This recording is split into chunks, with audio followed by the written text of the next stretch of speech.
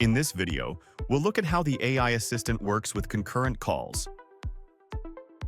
From the navigation bar, go to Calls and select Automated Calling. Click Start Call, then choose Concurrent from the drop-down menu. In the pop-up, configure the usual parameters, make sure Use AI Assistant is enabled, and then click Start Call to begin. The first person to answer will be connected directly to a human agent. All other respondents will be managed by the AI assistant. These calls will be marked as connected to AI and will include a View AI Transcription button. Clicking it lets you see a live transcription of the conversation that is going on between the agent and the client.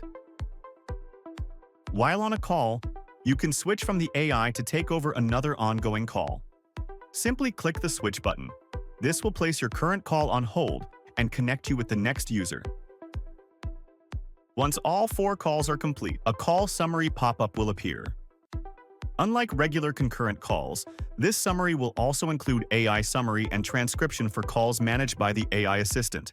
Click AI Summary to view a quick overview of the conversation between your assistant and the client. To see the full conversation, click Transcription. You'll also be able to access this later even after closing the pop-up. To do that, go to the Call Logs page. On this page, AI-handled calls will be marked with an indicator. Open the menu in the Actions column for these specific calls. Then, you can select AI Summary from the drop-down menu to view it again.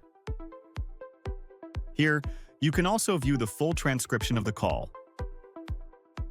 And that's how concurrent calls work with the AI assistant. Thank you for watching.